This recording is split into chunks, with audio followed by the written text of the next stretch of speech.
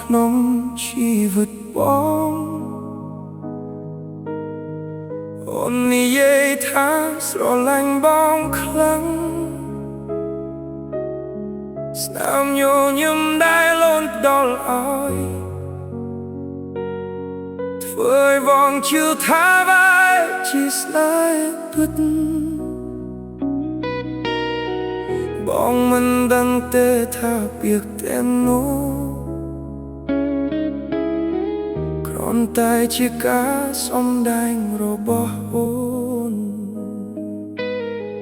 បងឈើលើពាក្យសន្យារបស់អូនទោះបីមនុស្សជាច្រើនប្រាប់មិនឲ្យឈឺស្រឡាញ់ប៉ះនោះពូកែសំដែងបេះដូងបងខ្លាយជាឆាក្ររបស់អូនសំដែងថាស្រឡាញ់បងតែចុងក្រោយបងជាមនុស្សដែលឈឺវាស្រឡាញ់ដែលអូននិយាយថ្ងៃនេះវាคล้ายជារឿងកុំផ្លាយបងទើបដឹងថាស្នេហ៍មួយនេះគ្រាន់តែជាឈុតសំដែងមួយប៉ុណ្ណោះពេលបងដឹងការពិតពីអូនបេះដូងបងដូចត្រូវគេចាក់អនុស្សាវរីយ៍ដែលធ្លាប់ស្រស់ស្អាតคล้ายជារឿងឈឺចាប់ក្នុងចិត្តអូនសំដែងបានអូនណារហូតបងជឿថាបែរជាស្នេហ៍ពិតស្រឡាញ់ប៉ះនោះពូកែសំដែងបេះដូងបងខ្លាយជាឆាក្ររបស់អូនណាអូនសំដែងថាស្រឡាញ់បងតែចុងក្រោយបងជាមនុស្សដែលឈឺ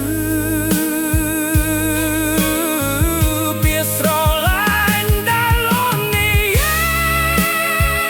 យថ្ងៃនេះវាคล้ายជារឿងកុំផ្លាយបងទើបដឹងថាស្នេហ៍មួយនេះគ្រាន់តែជាឈុតសំដែងមួយប៉ុណ្ណោះបើសិនជាស្នេហ៍នេះជាភាពយន្ត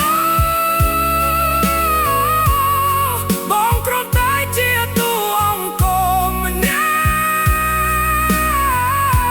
ក់ដែលជាលើការសំដែងរបស់អូនជឿរហូតបាត់បង់ខ្លួនណាស្រឡាញ់ប៉ះនោះពូកែសំដែងស្នេហ៍បងខ្លាយជារឿងឈឺចាប់អូនឯកដើរចេញដោយស្នាមញញឹមទុកឲ្យបងរស់នៅជាមួយការឈឺចាប់បាត់ថ្ងៃណាអូននឹកដល់បងសូមចាំថាមនុស្សម្នាក់នេះធ្លាប់ស្រឡាញ់អូនខ្លាំងទស្សនេយ៍នេះវាគ្រាន់តែជាការសំដែងក៏ដោយ